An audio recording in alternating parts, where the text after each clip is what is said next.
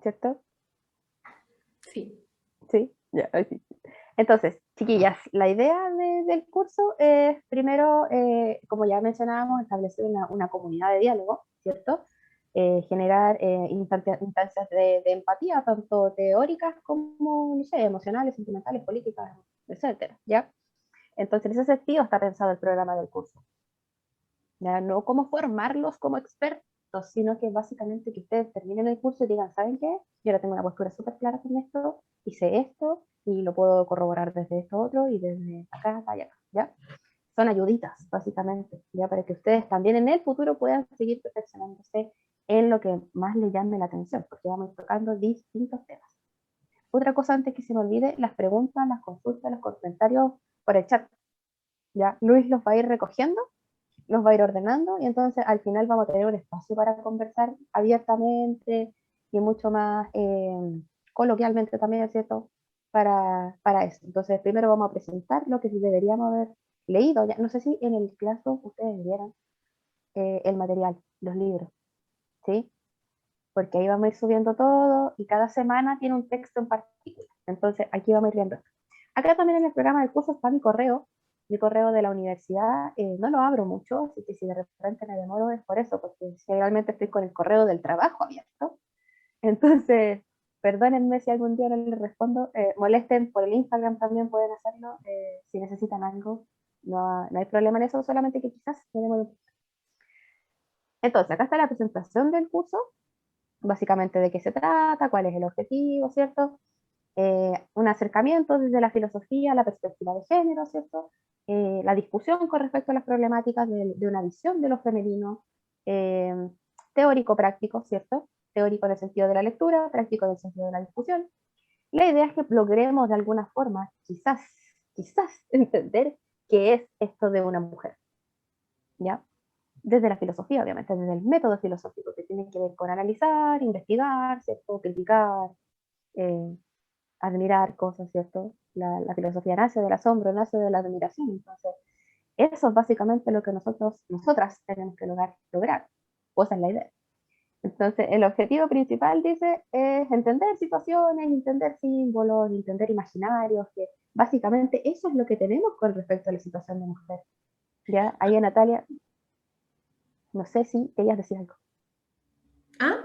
Creo que querías decir algo, ¿no? No, es que tengo el audio prendido y tosí, pero no. Ah, ya. Ya, lo otro que te iba a decir es que a lo mejor tú sabes que desde el psicoanálisis Freud casi nunca se atrevió a definir que era una mujer. No, él dijo, no, yo les puedo decir cómo partió todo esto, yo les puedo decir que miren, la niña tiene esta etapa, y el Edipo, y las relaciones con su mamá, etcétera, etcétera. Pero que es una mujer, no, yo ahí no sé, ni idea. Entonces, imagínense que un gran psicoanalista como lo fue Freud no se atreviera, no, yo creo que ya nos da un indicio.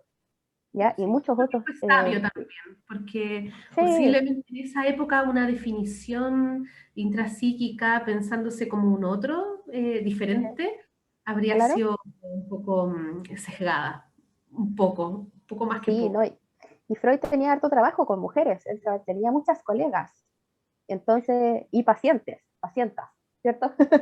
Entonces, en ese sentido, yo creo que no lo quemaban vivos, yo creo que Freud se adelantó a la funa y dijo, no me van a funar, yo aquí no me voy a meter, así que lo mismo me pasa a mí ahora, ¿ya? Voy a ser inteligente como Freud. Yo no les puedo dar la respuesta de lo que es una mujer, ¿ya? Incluso ni siquiera Simone de Beauvoir lo logró, lo intentó. Tiene así un libraco, el segundo sexo es una Biblia, básicamente, y donde todavía no sabemos todavía qué es. Entonces, ¿cómo lo vamos a intentar abordar? Tenemos objetivos, tenemos del curso y tenemos temáticas. Entonces, el objetivo de día es que reconozcamos filósofos relevantes en la historia de la filosofía, ya de acuerdo a sus épocas, a sus contextos, vamos viendo temas que fueron principalmente importantes para algunas, porque obviamente no las podemos ver todas. Pero lo importante es que podamos saber que existieron filósofas, que existe una historia de la filosofía basada en mujeres y que cada una de ellas tuvo un momento importante en una época determinada. Así como la historia de la filosofía que vemos en el colegio o en la universidad, existe ¿ya? Una historia de filosofía de mujeres. Vamos a tratar de ver qué pasó con eso. La semana 2, que sería la próxima semana, vamos a empezar con los temas de símbolo, ya símbolo de mujer, que, como les mencionaba anteriormente, tiene que ver con mi trabajo de tesis. Primero vamos a ver este imaginario de mujer en la cultura griega, ya que a mí me fascina lo griego, no sé si a ustedes también les interesará el tema de la filosofía griega. Es interesantísimo y es muy variado, es mucho, ¿ya? Entonces vamos a tratar de concentrarnos. De hecho, ahí yo les subí alguna literatura complementaria. La bibliografía complementaria no es obligatoria para el curso, pero está ahí por si la necesitan, por si se quieren apoyar, o por si algún día quieren seguir leyendo sobre ese tema, ahí está. Y bueno, ahí está entonces el tema de cómo se entendía a la mujer en Grecia, y principalmente yo lo abordo desde la tragedia griega. Entonces les voy a subir una tragedia de Eurípides, y me interesa la tragedia de Medea, porque yo esa fue la que trabajé en mi tesis. Y es buenísima. Ya no les voy a hacer spoiler, pero la tragedia de Medea, no sé si la han leído, es buenísima con respecto al tema de la mujer. En la tercera semana vamos a ir sobre lo mismo, ya el símbolo, la mujer, el imaginario, ¿cierto? Pero nos vamos a ir a otro lado del universo, al otro lado del planeta, y nos vamos a ir a la cultura japonesa, que también es otro tema que yo estoy estudiando últimamente, como que ya Grecia yo ya lo leí todo, básicamente, o sea, en español, en inglés todavía no, pero en español creo que lo he leído casi todo. Entonces empecé con la cultura japonesa y la estética principalmente. Nos vamos a ir como a una filosofía mucho más acerca del arte, acerca de la interpretación artística, ya porque Japón tiene ahí un tema con la mujer que es muy distinto a como lo entendemos nosotros en Occidente. Y creo que ese choque es súper interesante también de ver. Al final, entonces, la cuarta semana nos vamos a ir directamente a la Simone de Beauvoir. Ya ahí vamos a ver el existencialismo de ella y cómo se interpretó finalmente en una filosofía propiamente tal el concepto de mujer. Y nuestra última clase entonces se va a enfocar en objetivos, métodos para el feminismo de hoy. Ahí sí vamos a hablar de política, ahí sí vamos a hablar de perspectivas y planteamientos que necesitamos hoy en día las mujeres con respecto a los temas del feminismo. Ahí va a estar la Judith Butler, obviamente mencionada, y algunas otras autoras contemporáneas. No sé si quieren preguntar algo así como pertinente a eso. ¿No? No. Abajito del programa entonces está cada texto que ustedes deberían ir leyendo cada semana. Ahí está el nombrecito. Usted después va al Classroom, busca el nombre y va a encontrar el texto de acuerdo a lo que se va a pedir que lean. Está todo ahí. Ya, lo único que vamos a ir actualizando en el Classroom es la bibliografía secundaria, que la voy a ir subiendo semana a semana, dependiendo de lo que necesitemos. Pero la bibliografía principal ya está ahí para ustedes, para que la puedan descargar, la puedan revisar y etcétera. Entonces, vamos a partir con lo de hoy día, que tiene que ver básicamente con esto. Ya yo tengo el librito físico, que es Mujeres filósofas en la historia. Eso es lo que deberíamos haber leído para hoy, eso es lo que deberíamos tener clarito, ¿ya? Entonces, ahí está el título del curso, clase número 1, filósofas en la historia. Chiquillas, se sabe, yo creo que ya es como un tema evidente, que en la filosofía no hay, así como en la filosofía como asignatura. Mujeres como cero, ¿cierto?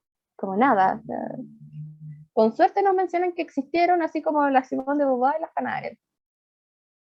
Era como que no hay una investigación profunda acerca de un análisis de efectivamente de una construcción particular de filósofas, ¿ya?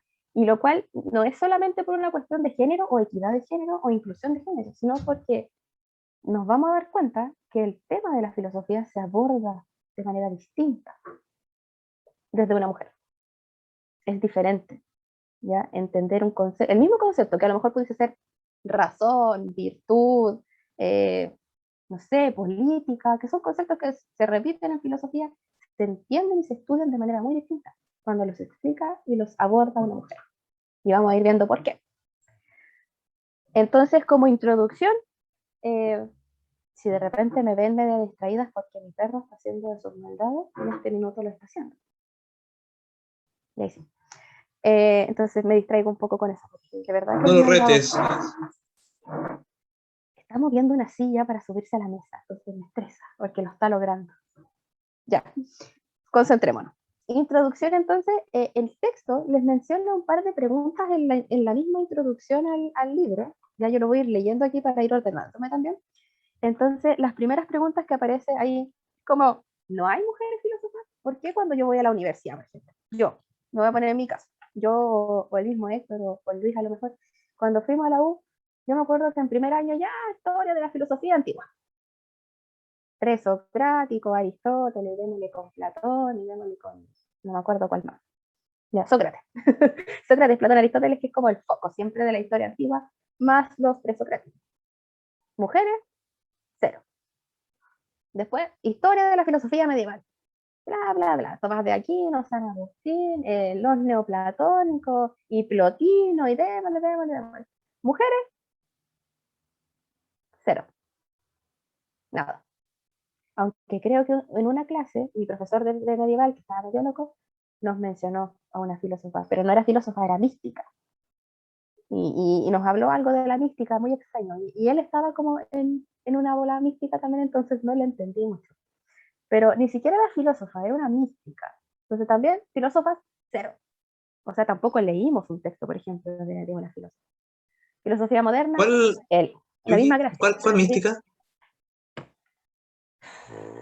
¿No te acordáis? no me acuerdo. ¿Cómo se Ya, llamaba? F, Pero no importa. el Nacho se acuerda. Le voy a preguntar. Porque siempre bromeábamos con ella, porque de verdad que cuando la mencionó, como que la sala se volvió una obra mística. Y nos fuimos a otra dimensión, fue una cosa muy extraña. Entonces todos estábamos así como, ¿qué está pasando?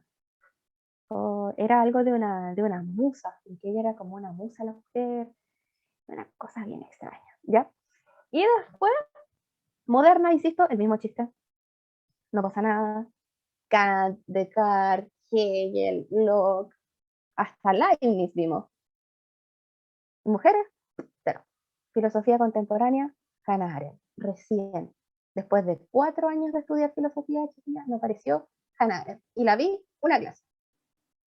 Y después en ética la volví a ver nuevamente porque al profe le gustaba Hannah Arendt y estuvimos todo el semestre hablando de Hannah Arendt. Pero fue la filósofa que yo aprendí en mis 5 años de filosofía. Nadie nunca me habló de todas estas mujeres que podemos ver aquí en la imagen. No sé si reconocerán alguna. Hipatía de Alejandría, la Edith Stein, ¿cierto? También la Hannah Arendt, tenemos a la Rosa de Luxemburgo. Yo no la considero filósofa la Rosa de Luxemburgo, no la considero teórica política, pero hay algunos que creen que sí que es filósofa.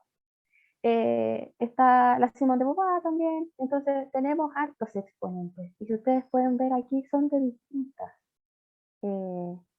¿cómo decirlo? De distintos tipos de personalidad, de distintos tipos de estudios. Hay algunas que fueron más científicas, otras fueron más existencialistas, otras directamente políticas, etc. Entonces, ¿existen filósofas? Sí. La pregunta es, ¿por qué no las mencionan?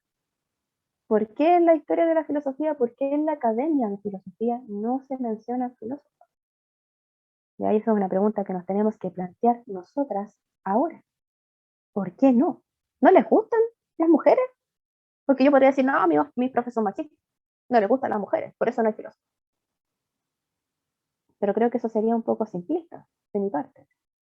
Creo que a lo mejor podría ser que no las conocen, porque a ellos sus profesores tampoco les enseñaron filósofas. Y a los profesores de mis profesores tampoco. Y así hacia atrás. Puede ser, es una opción. Yo eh, estoy suponiendo cosas. Eh, la Marguerite de Poret, gracias. Leo, asumo que fuiste tú. Marguerite de Poret era no sé si decirle filósofa, porque en verdad no, la vimos como en el místico. Pero sí, Marguerite de Poret. Ahí tenemos la otra que me mencionaron en filosofía medieval. Bien de pasadita, insisto. Como que cuando uno está hablando de literatura y te mencionan, no, es que también existe este otro autor. Así. ¿Podría escribirlo, por favor? Está en el ¿El chat. nombre? No sé si lo pueden ver todos No me aparece. el centro lo escribió solo para mí. Me dieron un torpedo. Ah, Creo que ahí está para todos, ¿no? Hildegarda. Lincoln. Ahí Ya, está. Hildegarda de Bingen en la época medieval. Nunca me la mencionaron. Ni idea. ¿Ya? Ahí Mm. está Marguerite Poré. Esa fue la que, mi profe de medieval. Nunca lo voy a olvidar. No aprendí nada con él, pero nunca me voy a olvidar porque era muy extraño. Entonces, esa es nuestra introducción, chiquillas. ¿Acaso no hay filosofía de mujeres? ¿Acaso mis profes nunca quisieron aprender? ¿O acaso nunca les importó? Yo creo que por ahí también va. O sea, si a mí no me interesa el tema, hasta ahí nomás llega, ¿cierto? Aparte que la historia de la filosofía es inmensa. Ya, si suponemos que partimos en el siglo V, en el siglo VI antes de Cristo, y que nos enfocamos solamente en lo occidental, porque si empezamos a mirar más atrás, si empezamos a mirar hacia Oriente, nos vamos a dar cuenta de que es peor, ya es inabarcable. Entonces, le voy a conceder el voto de la duda a mis profesores universitarios de la universidad, de que simplemente no les alcanza el tiempo para revisar filósofos, quizás. Entonces, ¿cómo resolvemos esto? Bueno, yo les voy a ir presentando algunas de ellas, insisto, en el librito de este, que está aquí, ya están la mayoría. De hecho, el libro es súper didáctico en el sentido de que dice lo necesario sobre cada una de las filósofas que están. Y voy a revisar si es que está, sí, está Marguerite Porete también en el libro, y la otra era, se me olvidó el nombre, y se me pierde el chat, esto de no acostumbrarse a Zoom. Y la otra era Hildegarda. Voy a ver si está también por aquí, y creo que si ustedes revisan el índice se van a dar cuenta. Sí, sí está.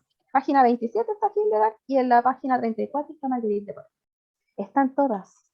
¿Ya? El índice es muy claro y se ordena mediante épocas. Entonces no me pueden decir que no hay filósofos. Aquí están. ¿Ya? Y con cada tema en particular. No profundiza en cosas innecesarias. El texto les dice, mire, existió esta filósofa, habló de esto y su importancia es esta. Fin.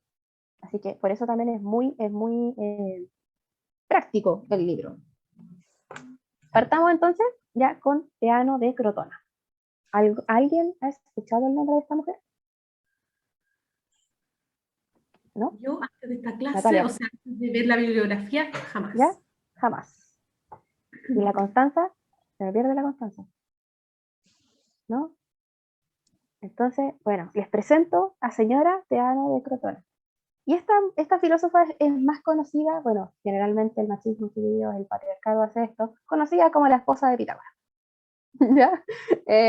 Pero nosotros no la vamos a conocer por eso, ¿ya? No la conozcamos como la esposa de Pitágoras, lo voy a mencionar como un dato, ¿ya? Estamos en la filosofía presocrática, estamos en la filosofía de la naturaleza, ¿ya? Los filósofos de la naturaleza. Y los presocráticos son importantes, y yo siempre le digo esto a mis estudiantes, porque fueron los primeros en preguntarse aquello que otros no. ¿Ya? Y gracias, pitagóricos, porque gracias a ustedes existe filosofía. Gracias a que se detuvieron a reflexionar, gracias a que se detuvieron a mirar hacia arriba, hacia el lado, ¿cierto? Al cosmos, al universo, la naturaleza. La naturaleza no entendida solo como animalito y plantita, ¿cierto? La naturaleza como realidad, ¿ya? Y en ese sentido, Teano de Crotona es una de las más importantes. Héctor, ¿tú quieres decir algo? Sí, decir como dato que los pitagóricos creo que fueron los únicos como agrupación filosófica que admitían mujeres dentro de su secta. Los únicos, si no me equivoco. No hay más, no hay nadie más que dejaba que las mujeres hicieran filosofía en esos tiempos. Exacto, porque a la Academia de Platón ya estaba como restringido el paso. Entonces, sí, los pitagóricos fueron una escuela bastante permisiva en ese sentido. De hecho, Teano de Crotona primero fue la alumna de Pitágoras, Guillo, y luego fue su esposa. Entonces, en ese sentido, era muy amplio, era muy permisivo, ¿ya? Porque a ellos lo que les interesaba era el conocimiento, ¿no? Las cosas. Entonces, ahí los pitagóricos, ahí se ganan un pedacito de mi corazón. Estamos en el siglo VI, estamos en el 550 aprox antes de Cristo, y bueno, sabemos que la escuela de Pitágoras se concentró en la geometría, ¿cierto? Esto del triángulo pitagórico. No voy a entrar mucho ahí porque no es mi tema. Yo matemática cero a la izquierda, nada, nulo. Pero Teano de Crotona sí.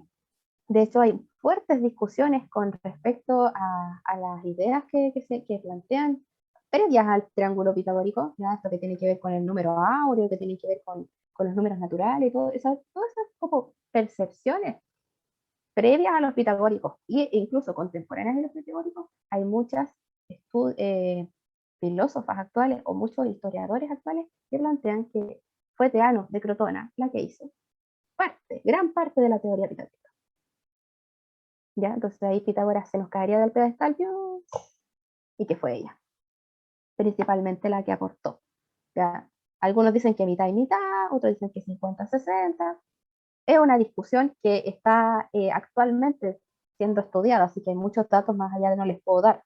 Solamente decirles que Teano de Crotona efectivamente está influenciada por él y que ojalá la podamos conocer como por ella, ¿ya? Porque ella quiso aprender, ella quiso filosofar, ¿ya? Lo mismo. Y bueno, destacar que en la escuela de Pitágoras se le dio el espacio que ella también enseñara, ¿ya? Luego de que Pitágoras cerrara su círculo, fue Teano la que empezó a tener alumnas. Ella le enseñaba a las niñas, a las jóvenes de la época, geometría. Entonces, interesante también cómo se fueron adaptando algunas cosas. Y lo otro interesante es saber por qué se acabó. ¿Por qué de los presocráticos a los postsocráticos las mujeres empezaron a tener otro símbolo? Eso también es como pertinente de estudiar.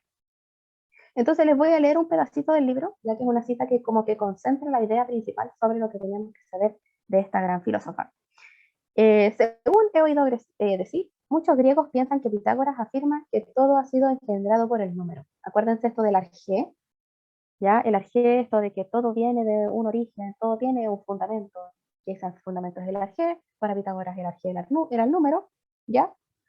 Pero esta afirmación contiene una dificultad, esto de que el número sea el origen de todo. ¿Cómo podemos imaginar cosas que no son existentes y que pueden engendrar otras? Pregunta filosófica de Teano.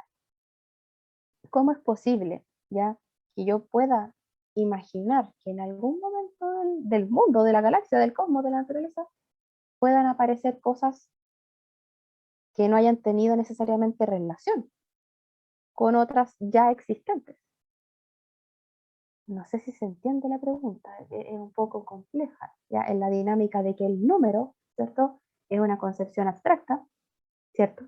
Y que lo no existente también es una concepción abstracta. Entonces, la relación terminológica puede ser un poco difícil de entender, ¿ya?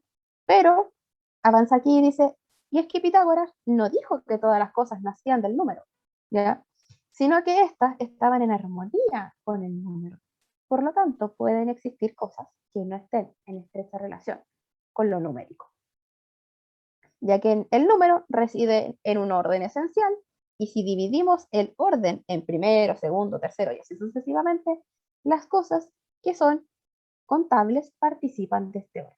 Por lo tanto, las cosas que no son contables, diría Teano, no están dentro del orden. Entonces, amablemente y amorosamente está diciendo Pitágoras dijo muchas cosas importantes, pero se saltó otras. Entonces, como que no se atrevió a decirlo como derechamente, pero sí nos está indicando de que pueden haber realidades fuera del número, y que los que no entendieron eso no están entendiendo ni a ella ni a Pitágoras. ¿Ya? Yo me acuerdo que cuando yo siempre trato de enseñar presocrático llevándolo como a la práctica, entonces un día yo le dije a mi colega de matemáticas, ¿me podía explicar qué es esto del triángulo pitagórico? Pero explícamelo nivel primero básico, para que yo lo entienda y se lo pueda pasar a los estudiantes. Y me miró y me dijo, ya, ¿y cómo? Y le dije, no sé, pues hacemos un dibujito. Y me hizo un dibujito. Me dibujó un puente con forma de triángulo. Y había un árbol acá y una persona. No sé si se lo pueden imaginar. Ya, pero en el fondo el triángulo tiene una base, ¿cierto? Así, y los ángulos, y acá está el arbolito, acá está la persona. Entonces me dijo, ahí tenía un triángulo. Y yo así, ¡ah! Impactada, y estuve como media hora así como en shock, entendiendo cómo Pitágoras y cómo Teano, cómo ella lo debería haber entendido también. Cómo comprendemos la realidad, la naturaleza, geométricamente. Y ahí todo tuvo sentido, y yo creo que eso también es importante de comprender, que esta no era una filósofa emocional. Ya las filósofas presocráticas, la filosofía presocrática no es emocional, es racional. Y lo menciono porque se nos suele decir que las mujeres somos emocionales. Y que ¿dónde está la razón? ¿Cierto? Que a la filosofía le encanta. ¿Dónde está? Bueno, acá está. ¿Cierto? Entonces, ella tuvo muchas alumnas. hubieron más mujeres interesadas en el tema. Las mujeres no somos malas en las matemáticas. ¿Ya? Y desde el siglo VI antes de Cristo está la prueba. Acá está el ejemplo de cómo efectivamente podemos considerar eh, el entendimiento filosófico desde distintas perspectivas. ¿Ya? Y de a poco entonces, y también ir también quitando los sesgos sexistas. ¿Ya? Yo soy partidaria de la educación no sexista. Entonces, Teano de Crotona debiese ser ahí a lo mejor, Héctor, una filósofa que puedas mencionar en los presocráticos. Y no solamente a Tales de Mileto y a Protágoras, no, Protágoras no, Anaxímenes, Anaximandro, bla, bla, bla. ¿Ya? Yo por lo menos alcancé a mencionarles a Teano de Crotona a los niños y, y a Hipatía, ¿cierto? Que también es una filósofa muy, muy, muy importante. Entonces, los números conforman la realidad, ¿cierto? Entonces, en ese sentido, hay una filosofía creadora, ¿cierto? Creadora, formadora de una escuela que hasta el día de hoy se enseña. Los niños hasta hoy día siguen estudiando teorema de Pitágoras. Podrían estudiar teorema de Teano también, ¿cierto?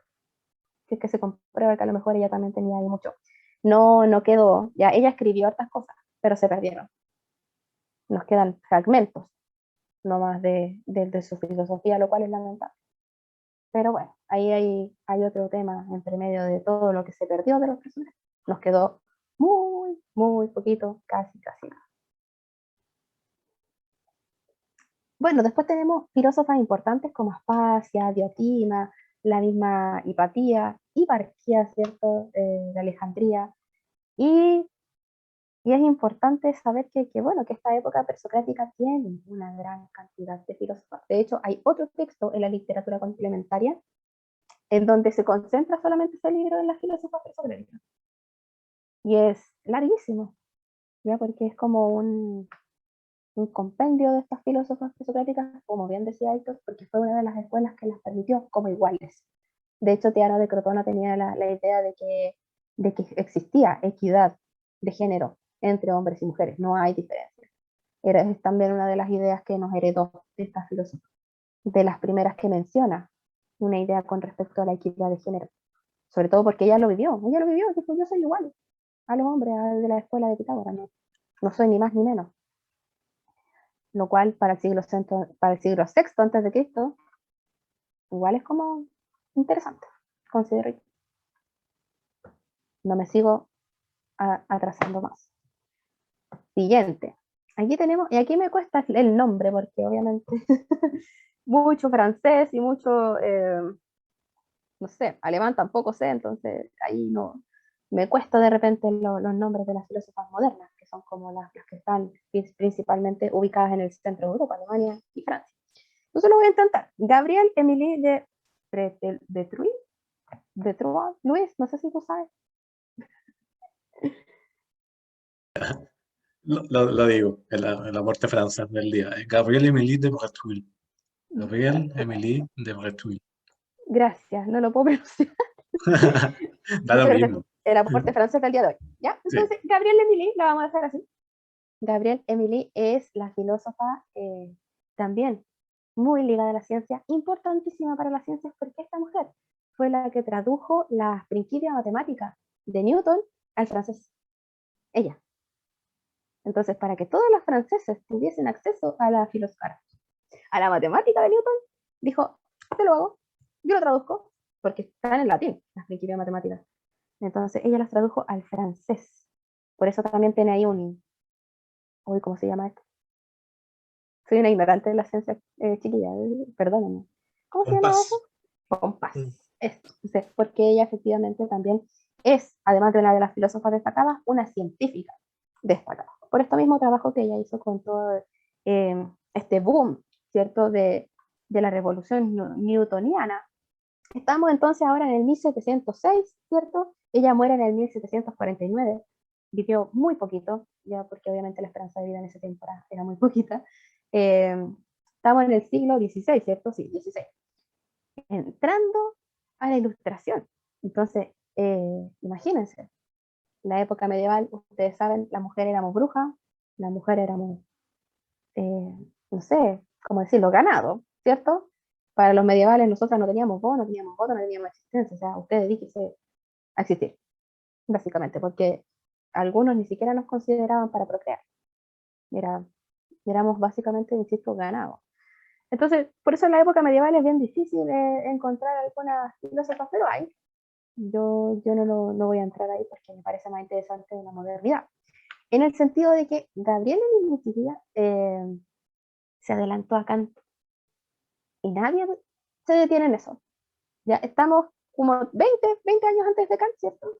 Sí, porque Kant es como del 79, o sea, del 790, ¿cierto?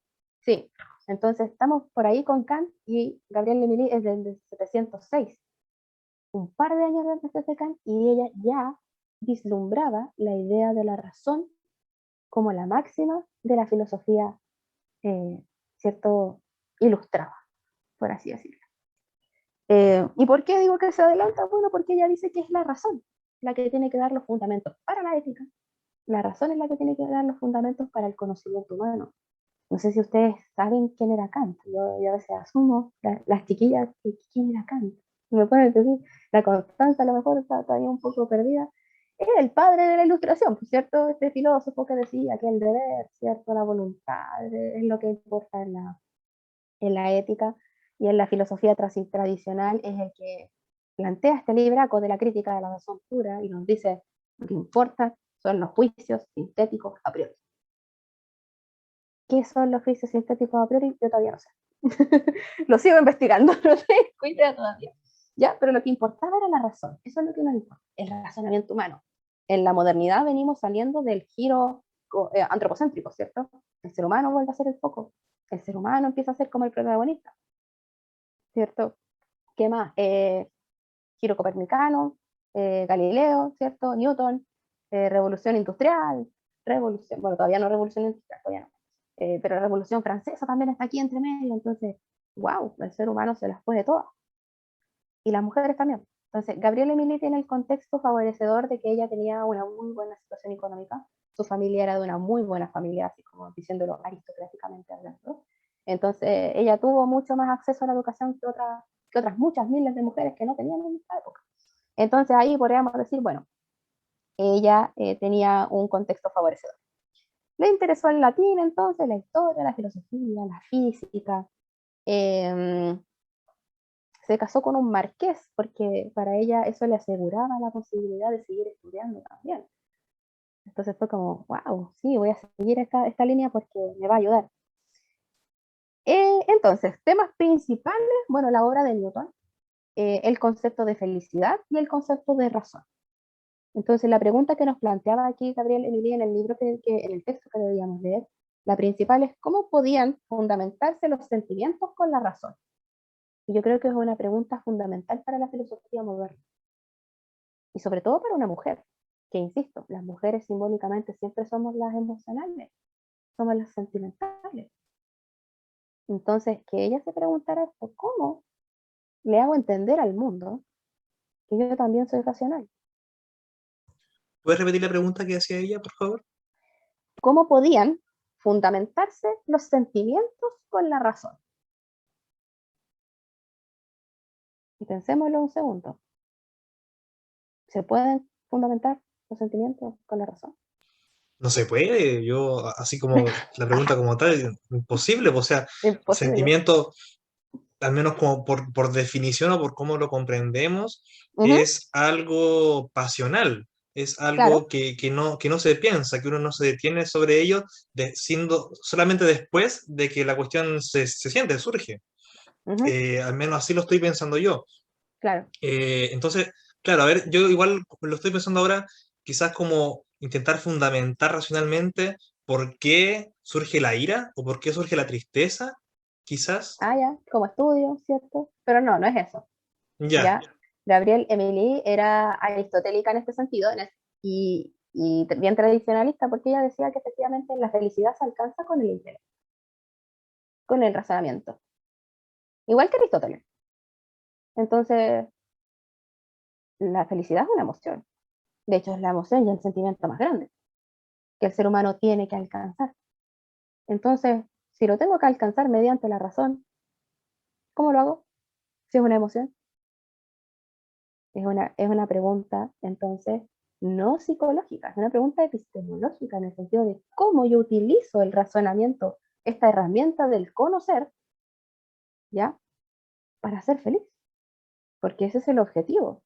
Y estamos en la ilustración, por lo tanto, tiene que estar la razón como foco principal. Aristóteles Entonces ella dice, decía, con, bien, sí, no, dime. Aristóteles decía sobre esa pregunta que es con el cultivo de las virtudes. Ahí lo que la razón hace es el trabajo del cultivo de las virtudes. Entonces, como que ahí Ujú. se podría estar respondiendo la pregunta de la Gabriel Emile de Boutal, apellido raro.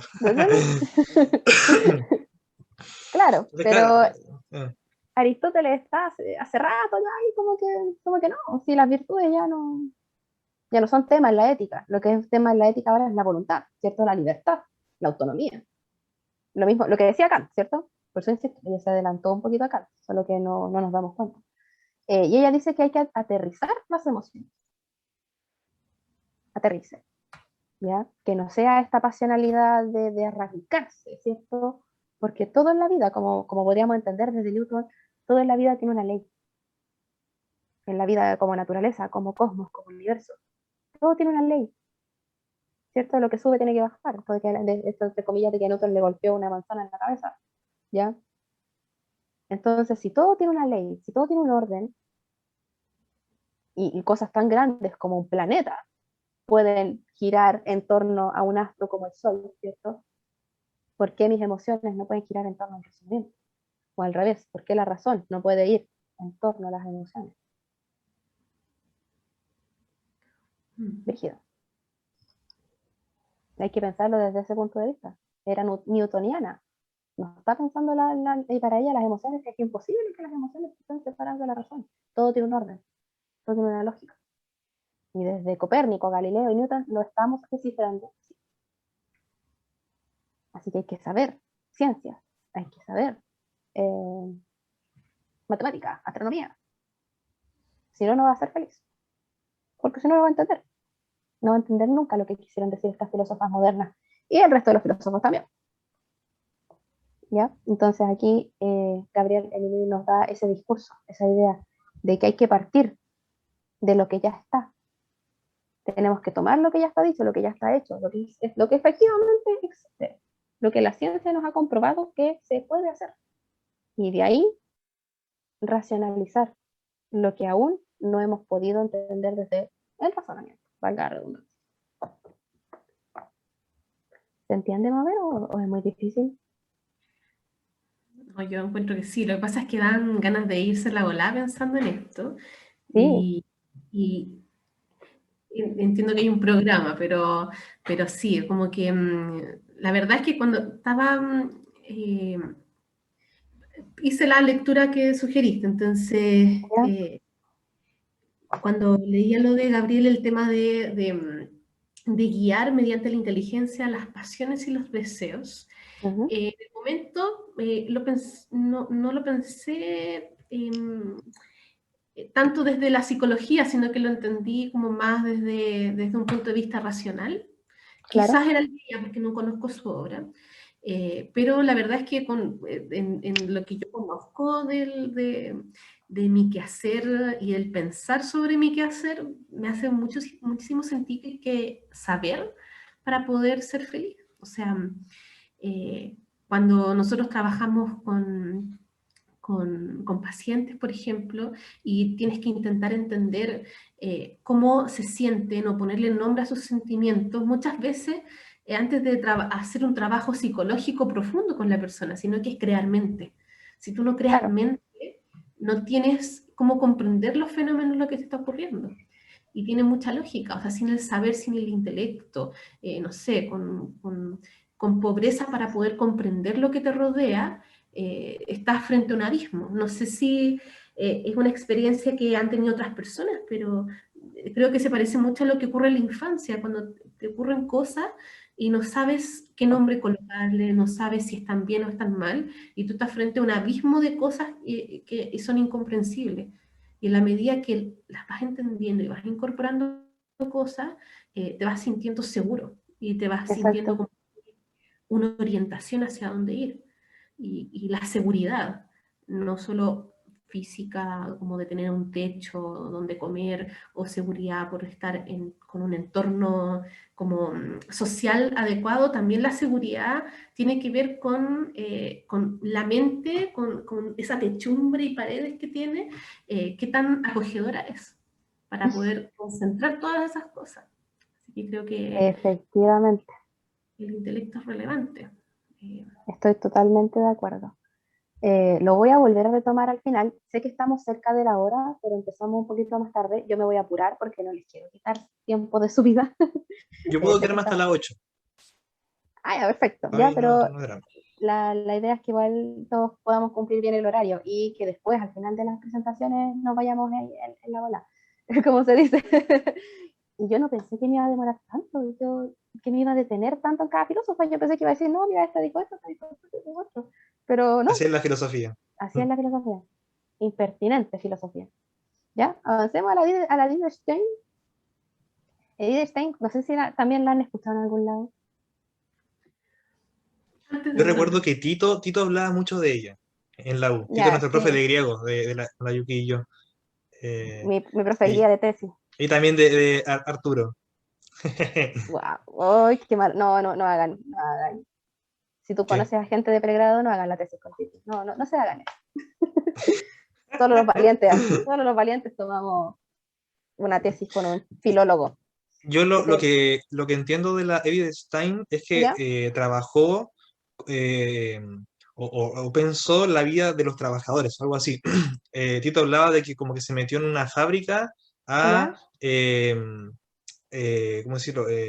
Como a ver en carne propia, sentir en carne propia lo que era estar como harinado, ¿cachai? A la máquina, a la fábrica. Ya.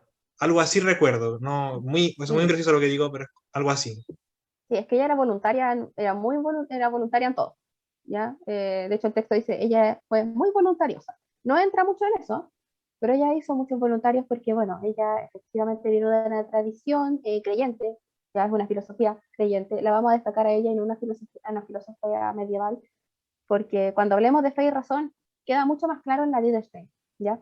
Y ese es el tema, fe y razón.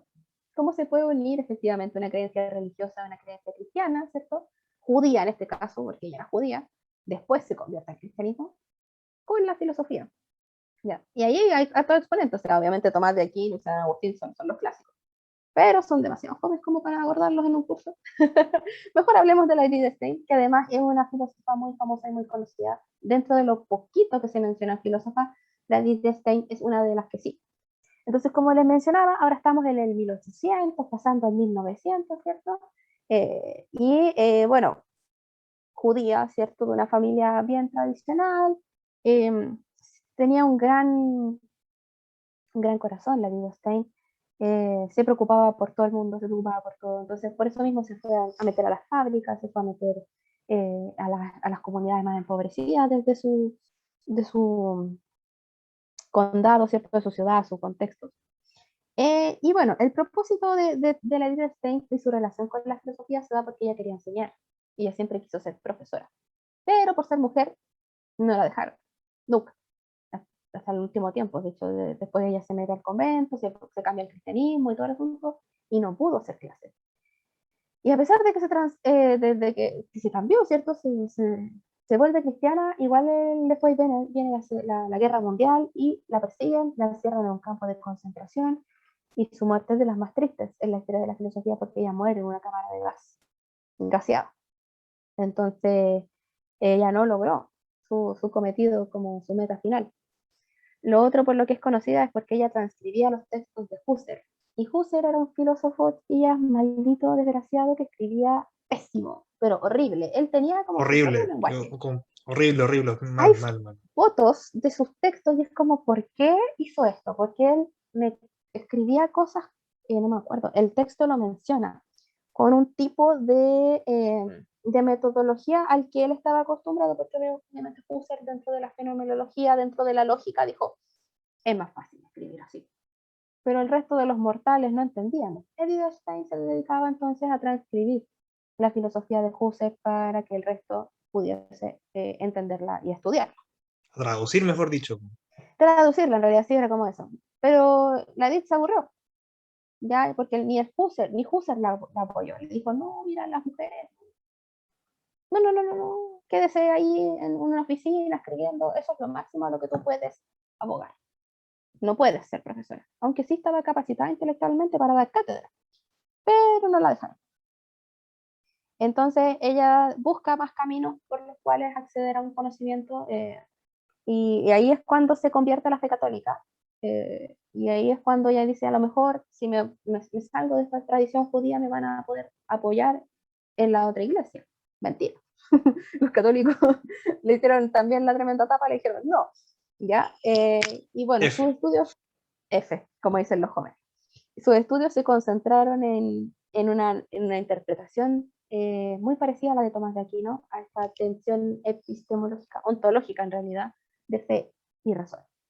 ¿Ya? Cómo el ser humano puede efectivamente ser creyente y cómo podemos interpretar la fe a partir de un intelectualismo, de un racionalismo. Entonces estudió mucho a Tomás de Aquino, se metió en cuestiones que tienen que ver con una filosofía que aboga sí por preguntas que tienen que ver por la creación, ¿cierto? Por el entender la realidad, primero por la fe, luego por la razón. Ya, obviamente Dios existe, cuál es la relación de Dios con el conocimiento, bla, bla, bla, bla, bla. Ya, tensiones que son efectivamente principales en la filosofía medieval, pero que ella vuelve a retomar ahora en el siglo XVIII. Según su opinión, el cuerpo, ¿cierto?, juega un papel importante para lo que va a ser su segundo tema principal, que es la empatía. A Einstein le interesaba mucho que los seres humanos partiésemos ya a conocernos nosotros mismos a partir de lo empático. Entonces, conocer gestos, conocer mímicas, motivos para efectivamente poder comprender o poder situarme yo en el lugar del otro. Porque ella era muy bonita, era una persona muy buena, era una mujer muy buena. Y bueno, no pudo desarrollar mucho más su filosofía, ¿ya? Lo que sí destaca acá el libro es que allí dice, donde una persona es en relación con otra, la relación sujeto-objeto, ¿ya? Ahí es donde uno estudia al otro en función de un conocimiento adquirido. Y ellos viven juntos, ¿ya? Y ahí es donde uno se junta con los demás. Cuando yo me conecto con la otra persona, cuando yo conozco a la otra persona, hago como una conexión, me junto con esa otra persona. Y la otra persona puede ir a hacer lo mismo con otro, y la otra con la otra, y la otra con otra, y así se forman las sociedades.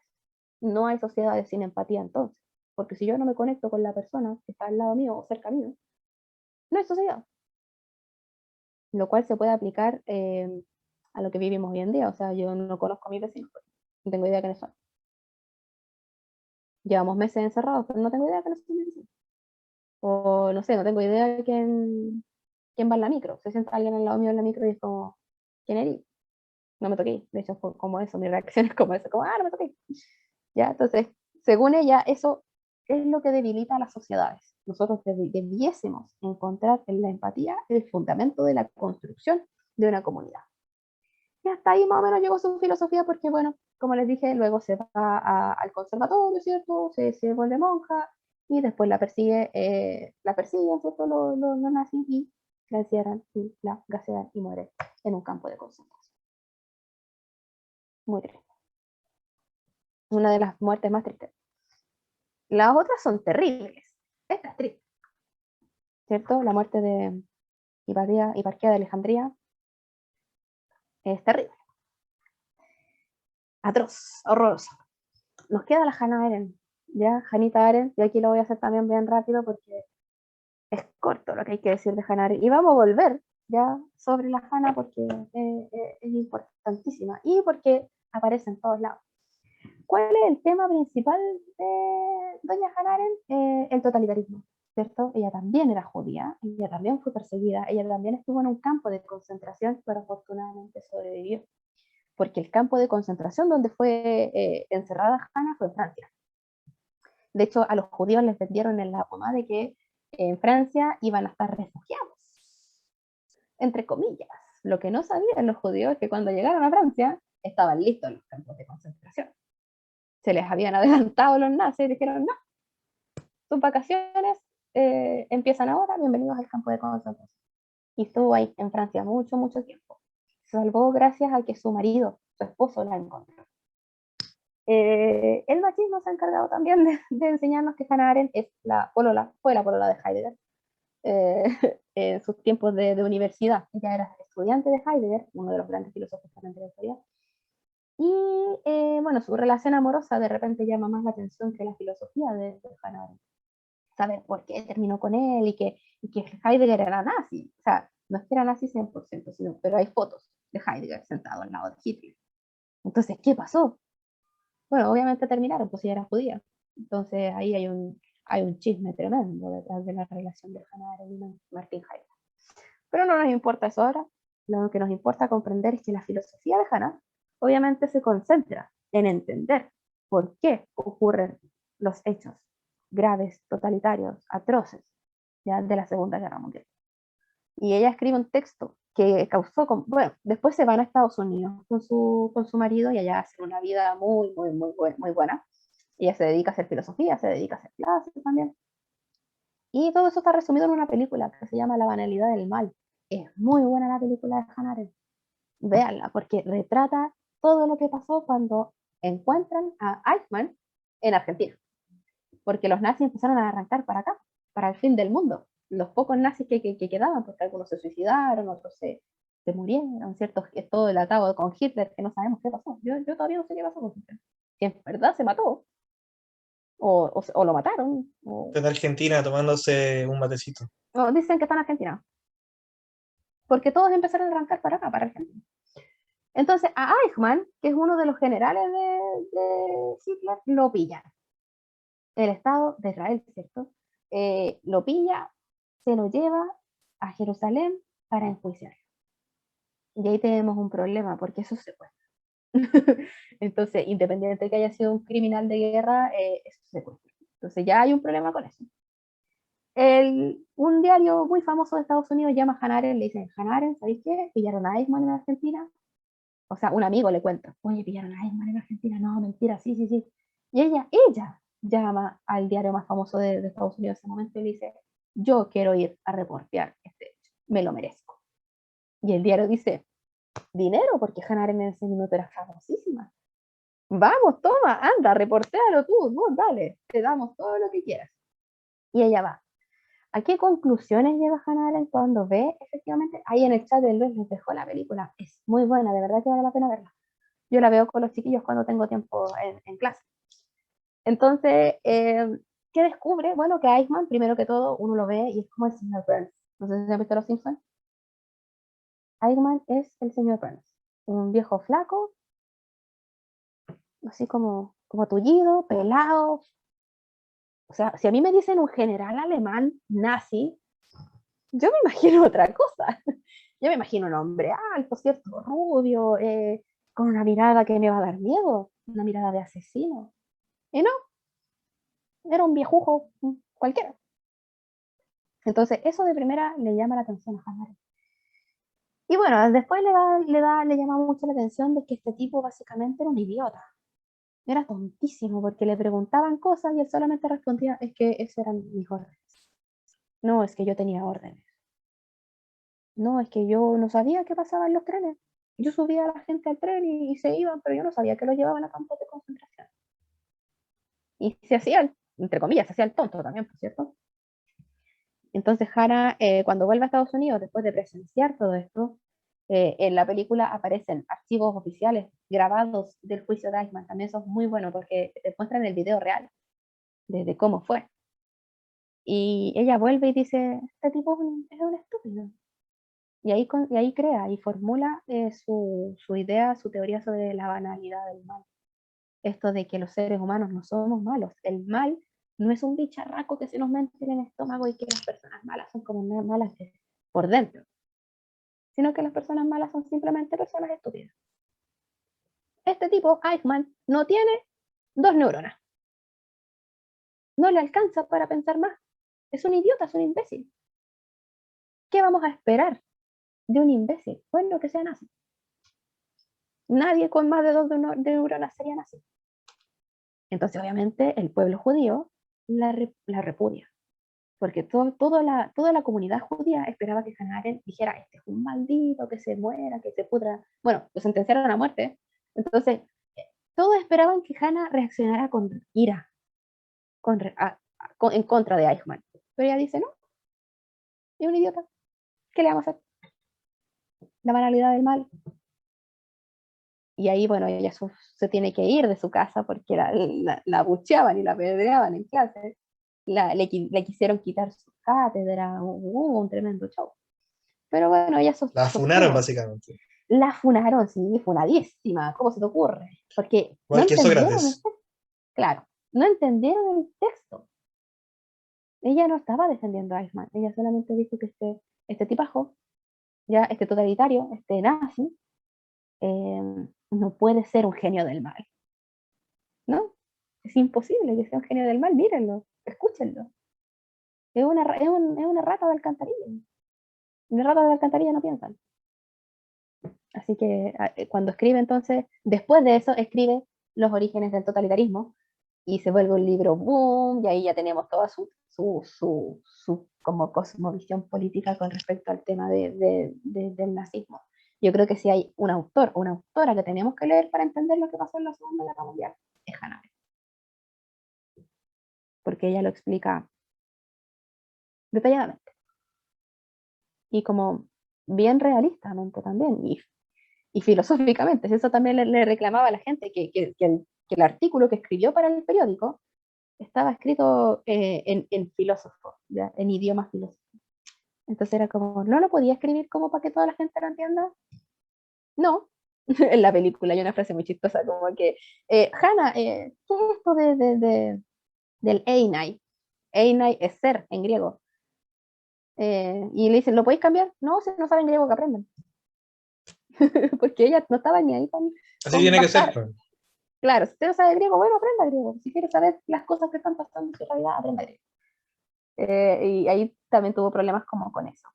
Pero básicamente salió del hoyo y logró vivir una vida bastante plena. Eso. Me demoré como el triple de lo que pensé que me iba a demorar. Pero, y son 4 filósofos, imagínense si hubiésemos visto más. O sea, no terminábamos nunca. Insisto, en el libro están todas para el gusto del cliente, ¿cierto?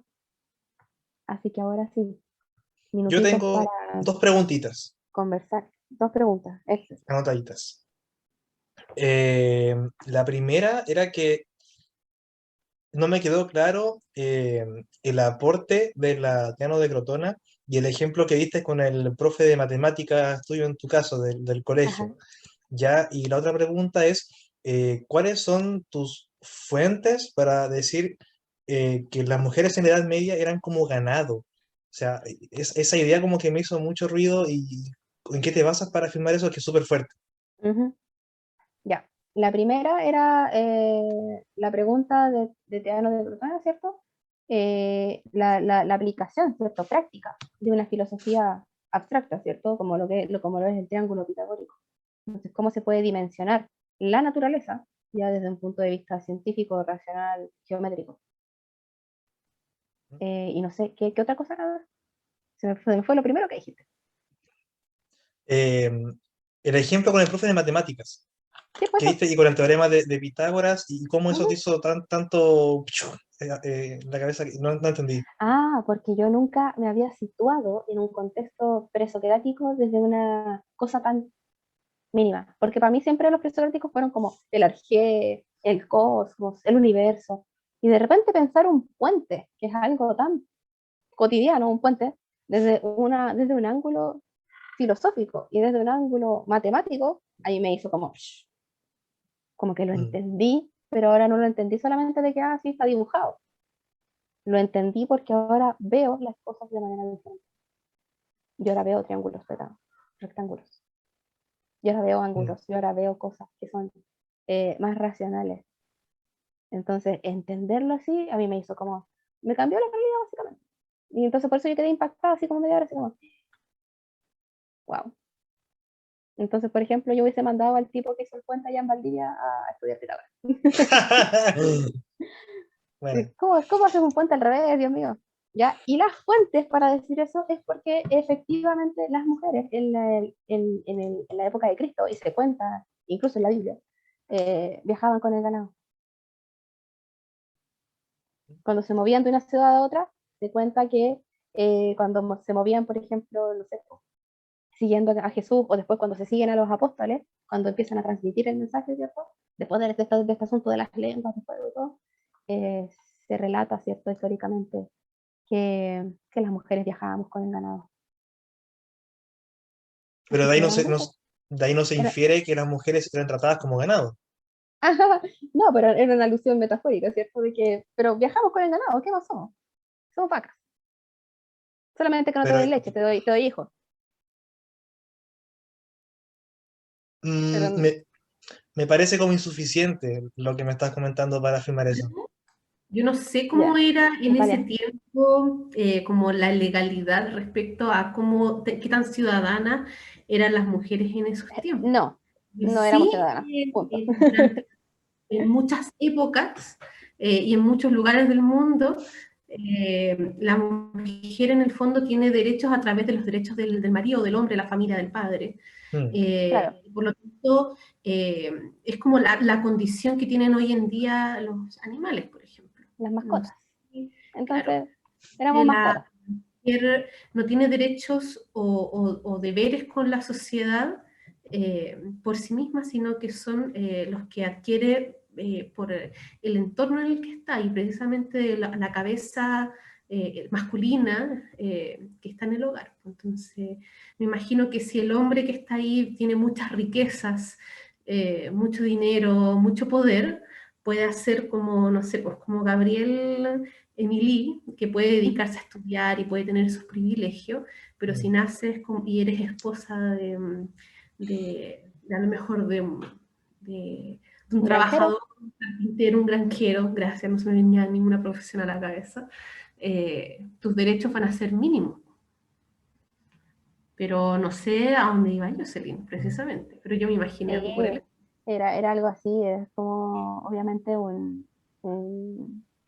una idealización, ¿cierto? Obviamente no todas las mujeres eran tratadas como vacas y literalmente no nos ordeñaban, pero sí éramos parte de una jerarquía inferior, ¿cierto? Y Mm. en Grecia también se sacrificaban vírgenes como se sacrificaban ovejas.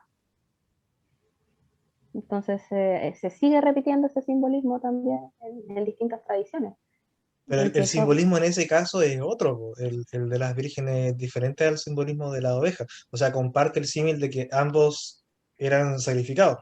Pero ujú, el hecho de sacrificar a una virgen, eh, a ver, tampoco puedo comentar mucho porque tampoco entiendo demasiado el tema, tampoco entiendo como el simbolismo detrás.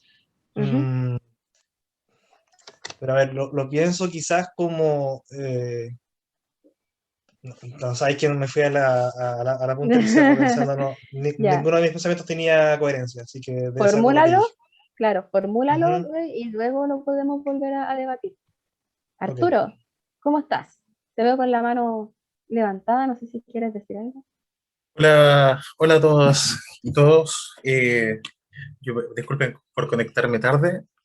Venía a participar, es muy interesante el tema del curso y el curso en general. Y claro, pensando en el tema de esta asociación entre la Virgen y el Cordero, es muy potente como con respecto más que nada al simbolismo judaico que tiene. Este ¿Ya? simbolismo de cómo se llama, de la pureza que hay entre la Virgen y el Cordero, y que es el sacrificio del Cordero, es lo que le piden Dios a Abraham, en realidad, que es el hijo, es el Ya, niño, la figura que como entre el niño y la mujer, como que eso es como muy potente, porque en el mundo griego ni el niño ni la mujer eran ciudadanos, por ejemplo. O no, sea, históricamente son los deprivados de la sociedad, los niños y las mujeres. Eso era mi comentario más que nada. muchas gracias. Ahí nos especificamos un poco más de que hay efectivamente este simbolismo en otras tradiciones. Entonces, Consuelo, yo delante te dije Constanza, no sé por qué. Sí, Tengo pero muchas no ganas de importa, Constanza. se entendía que te referías a mí, así que no Ya, importa. ¿cómo? En un ¿Tienes curso alguna? que, sí, en un curso que yo tomé de acá de la U, lo mismo nos estaban pasando que en los tiempos donde se escribió la Biblia, que nos estaban explicando, la mujer se ponía al mismo nivel de los animales. Se veía al hombre como ya, el hombre se toma este día de la semana, pero las mujeres se quedan con los ciervos o incluso con los animales. Ujú. Entonces se le relega a ese espacio más que considerarla como hombre y mujer como Adán y Eva.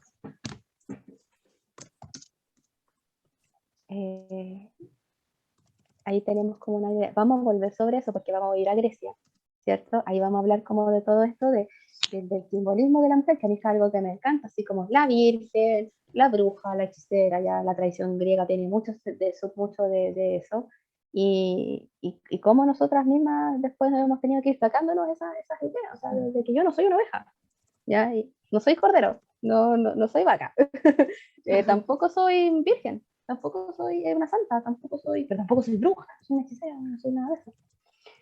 No sé si habían algo anotado en el chat o si quedó algo pendiente de cuando estuve hablando.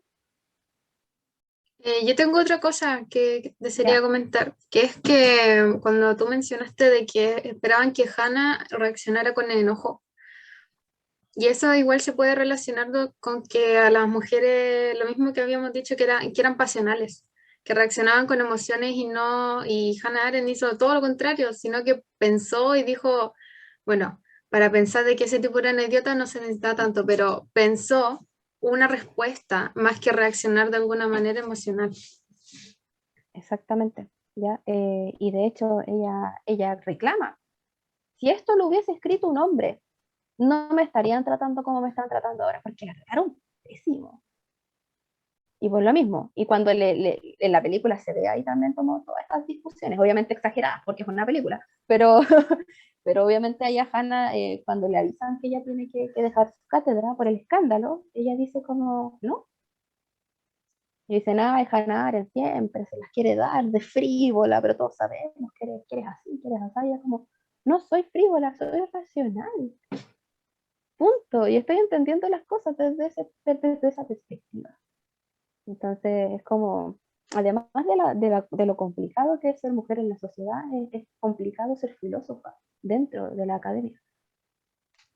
Por esto mismo, que se esperan cosas de nosotras que a veces no son las que nosotras efectivamente podemos dar. El sexismo en la filosofía es evidente en ese sentido. Y yo se los puedo decir desde mi punto de vista de estudiante, de que si bien nunca fue directo el mensaje, indirectamente siempre estuvo. La chiquilla. Yo no era la estudiante, yo no era la licenciada, era la chiquilla. Entonces eso también existe mucho en filosofía. Y bueno, y en todos lados. La doctora también, ¿cierto? Es difícil, es como la jovencita, ¿cierto? Es difícil.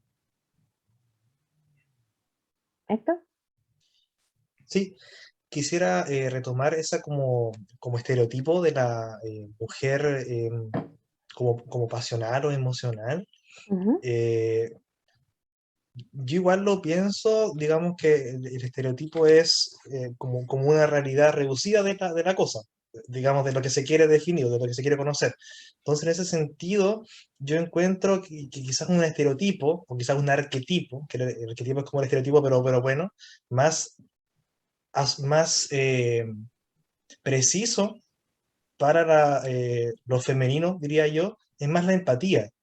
Y yo creo que eso lo muestra Edith Stein, al menos con su filosofía, y al menos yo como me he relacionado con mujeres, lo que puedo decir, yo puedo sentir y ver que las mujeres en general, no todas, en general, las percibo mucho más empáticas que mis colegas varones. Y no sé si es como un comentario que he compartido por ustedes, ahí me gustaría discutir, pero a mí es una apreciación personal, una Puede opinión ser. personal. Es que se nos cría así. Se nos cría así. A las Yo sé mujeres que es se nos cultural. cría así, sí. no es porque queramos ser empáticas contigo, es porque se nos da natural, porque siempre se nos está exigiendo que seamos más empáticas, porque si no, la histérica, ¿cierto? Qué antipática, qué pesada, anda ahí con la Claro. regla, ¿cierto? No, entonces por eso somos siempre como, y porque también hemos estado históricamente en una situación, en una instancia de, no sé cómo decirlo, de subyugo, ¿cierto? Siempre hemos estado en la parte del dominado, ¿cierto? El que padece poder. Entonces nos sentimos más, es más fácil para nosotras sentirnos empáticas con aquellos que están sufriendo, porque hemos sufrido históricamente. Entonces por eso a lo mejor también se nos da mejor la empatía, porque es como, sí, obvio que te entiendo, porque lo he visto, lo he vivido.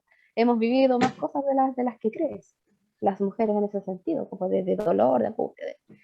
Porque además también a los hombres se les enseña pues, a no sufrir, a no llorar, a no empatizar. Es como cuando un hombre le quiere contar a otro hombre, oye, ¿sabes qué? No sé si ahora, de verdad que no sé si ahora, pero cuando yo era chica, si mis compañeros decían que se sentían mal, era como, ay, niñita.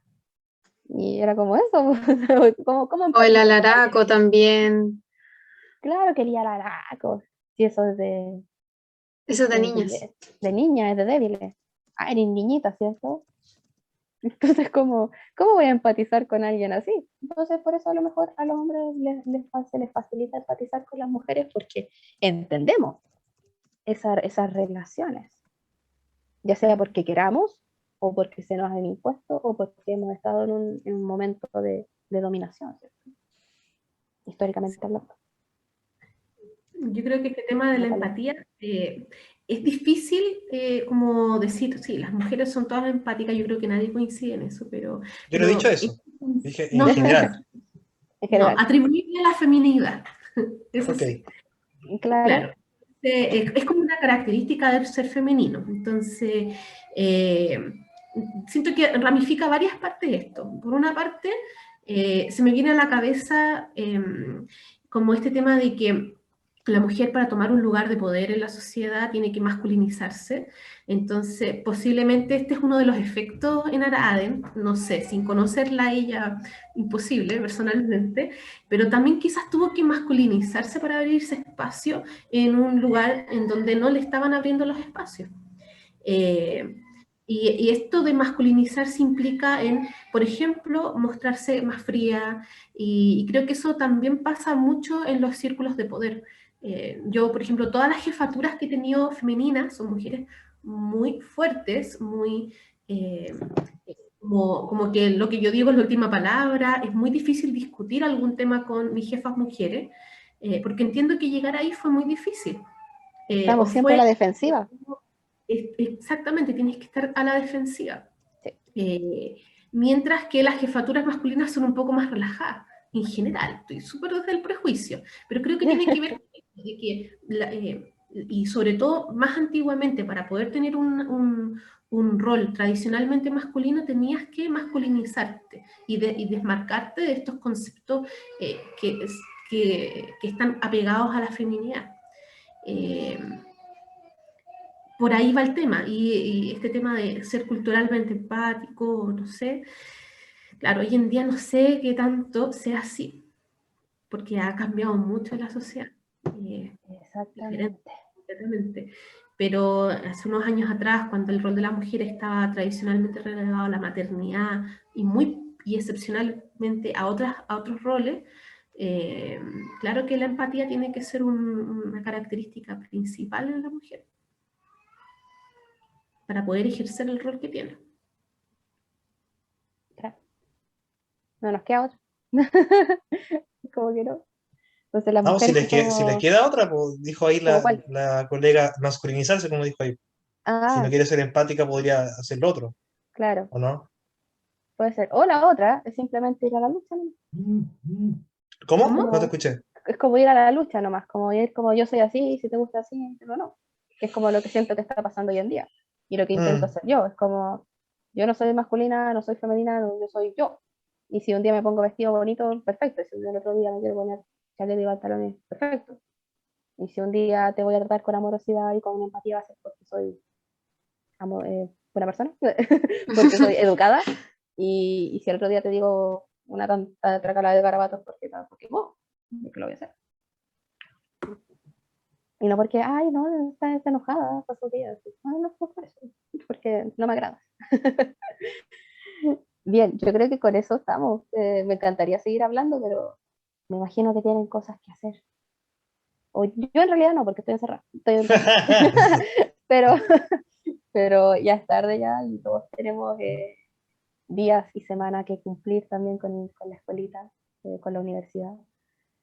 Agradecer al curso, agradecer al centro de estudios, ¿cierto? Nos dejaron otro dato ahí en el chat, ¿cierto? Sí, de la mujer cordero ganado. Ya, en relación a la relación, mujer, ganado, cordero. La condición social y simbólica de la mujer hasta bien entrado el siglo XX es derivada de un hombre, desde ahí que se puede comprender mejor. Y está ahí el link con la fuente, ¿cierto? Porque Buena, yo me buena, eso era lo que concentré pedí. la fuente, sí, yo me concentré básicamente en los textos, ¿cierto? En los textos de tradición bíblica.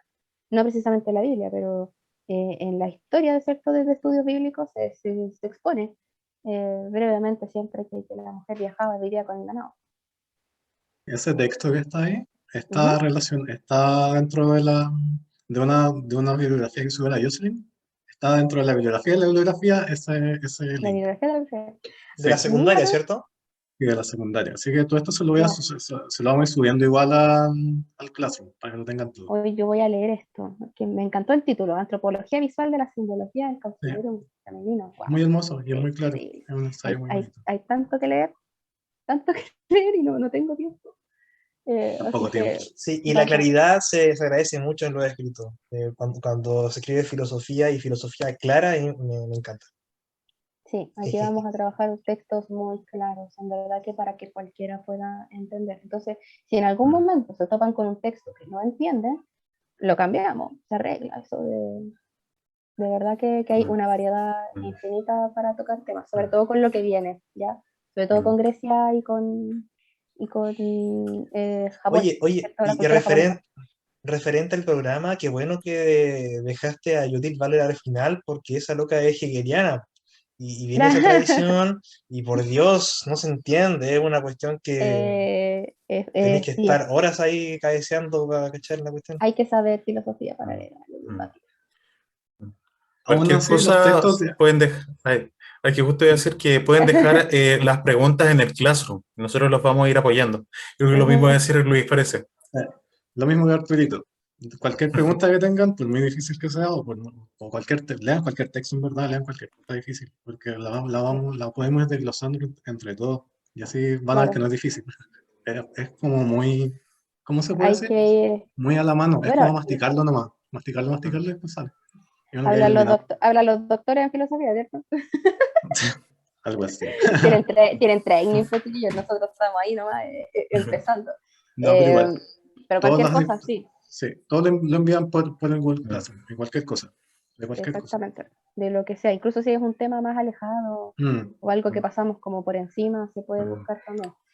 Hay harta bibliografía, insisto. Así que hay que tener tiempo nomás. Yo creo que si no lo leen ahora no importa, pero no pueden leer porque tengo muchos libros, muchas cosas que no he leído y que no voy a leer este año, pero están ahí para leerlas en algún momento. Así que eso, por ahora. No sé si quieren comentar algo más o terminar o cerrar ya, porque hay que tomar 11, ¿cierto? También. Yo tomé 11 mientras estaba ahí explicando. Y si te vi comiéndote un pancito. ¿No te molesta, cierto, Yuki? No, para nada, si Ah, esto ya. no, insisto, no es una clase. ¿Cómo? No, no es una clase. Es un conversatorio. Si pusiste así como objetivos, programa, la Pero es que cuestión. yo soy profesora, pues, entonces es mi Ah, talk ya. de profe. Es mi talk Pero de profe. si Yo, tenía un alumno comiendo en tu videollamada, ¿te enojáis? no, Ah, ya. está en su casa. Está en su casa, puede hacer lo que quiera. Exacto, es lo mismo que pienso yo. No hay mucho que pueda hacer en la intimidad de la gente. Eso, cerremos. ¿Ya? Les digo adiós, ¿cierto? Nos vemos la otra semana. El texto tiene, como les decía, directa relación con la tragedia griega, así que piénsenlo desde una perspectiva. Si pueden leer la tragedia de Medea sería interesantísimo. Si no, vean un video en YouTube sobre qué pasa con Medea, porque en verdad Wow. Wow. Muchas gracias por su tiempo, de verdad nos pasamos muchísimo. La próxima semana prometo mucho más puntualidad, ya para que tengamos, cumplamos con las horas, porque sé que esto no antes estaba frente a una pantalla tan rara. Gracias chiquillos, Ok. gracias chiquillas, nos vemos en otro miércoles. Chao, chao. Nos vemos. Gracias. Que estén súper bien. Muchas gracias, profe. Nos vemos. Chau, Bye, chau. bye. Nos vemos.